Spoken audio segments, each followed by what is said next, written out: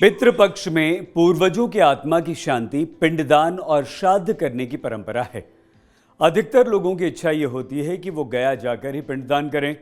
हिंदू मान्यताओं के अनुसार पिंडदान मोक्ष प्राप्ति का एक सहज और सरल मार्ग है।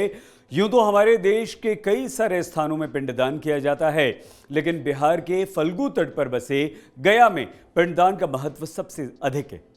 कहा जाता है कि भगवान श्री राम और सीता मैया ने भी अपने पिता राजा दशरथ की आत्मा की शांति के लिए गया में ही पिंडदान किया था, यानी कि भगवान श्री राम के पिता राजा दशरथ।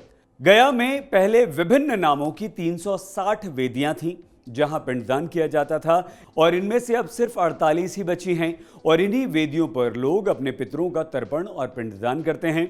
पिंडदान के लिए प्रतिवर्ष गया में देश विदेश से लाखों लोग आते हैं। पौराणिक मान्यताओं और किंवदंतियों के अनुसार भस्मासुर के वंश में गयासुर नामक राक्षस ने कठिन तपस्या कर ब्रह्मा जी से वरदान मांगा था कि उसका शरीर देवताओं की तरह पवित्र हो जाए और लोग उसके दर्शन मात्र से पाप मुक्त हो जाएं। इस वरदान के मिलने के बाद स्वर्ग की जनसंख्या बढ़ने लगी और प्राकृतिक नियम के विपरीत सब कुछ होने लगा। लोग बिना भय के पाप करने लगे और गयासुर के दर्शन से पाप मुक्त होने लगे। इससे बचने के लिए देवताओं ने यज्ञ के लिए पवित्र स्थल की मांग गयासुर से की। गयासुर ने अपना शरीर देवताओं के यज्ञ के लिए दे दिया। जब गयासुर लेटा तो उसका शरीर 5 कोस में फैल गया, और तब से इस जगह को गया के नाम से जाना जाता है। यही कारण है कि आज भी लोग अपने पितरों को तारने के लिए पिंडदान के लिए गया ही आते हैं। पंडितों के अनुसार फल्गु नदी के तट पर पिंडदान किए बिना पिंडदान हो ही नहीं सकता। पिंडदान की प्रक्रिया पुनपुन नदी के किनारे से प्रारंभ होती है। एक आम धारणा यह भी है कि एक परिवार से कोई एक ही गया करता है। गया करने का अर्थ है गया में पितरों को श्राद्ध करना, पिंडदान करना। गरुड़ पुराण में यह लिखा है कि गया जाने के लिए घर से निकलने पर चलने वाले एक एक कदम पितरों के लिए स्वर्गारोहण के लिए एक एक सीढ़ी बनते जाते हैं। गया को विष्णु का नगर भी माना जाता है। यह मोक्ष की भूमि भी कहलाता है।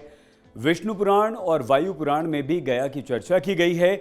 विष्णु पुराण के अनुसार गया में पिंडदान करने से हमारे पूर्वजों को मोक्ष मिल जाता है और वे सीधे स्वर्ग चले जाते हैं। माना जाता है कि स्वयं विष्णु यहाँ पितृ देवता के रूप में मौजूद रहते हैं और इसीलिए इसे पितृ तीर्थ भी कहा जाता है। गया को मोक्ष स्थली भी कहा जाता है।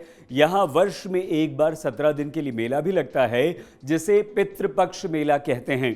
पितृपक्ष में फल्गु नदी के तट पर विष्णुपद मंदिर के करीब और अक्षय वट के पास पिंडदान करने से पूर्वजों को मुक्ति मिलती है। गया को विष्णु का नगर माना गया है। यह मोक्ष की भूमि है। विष्णु पुराण के अनुसार गया में पिंडदान करने से पूर्वजों को मोक्ष मिल जाता है और वो स्वर्ग चले जाते हैं।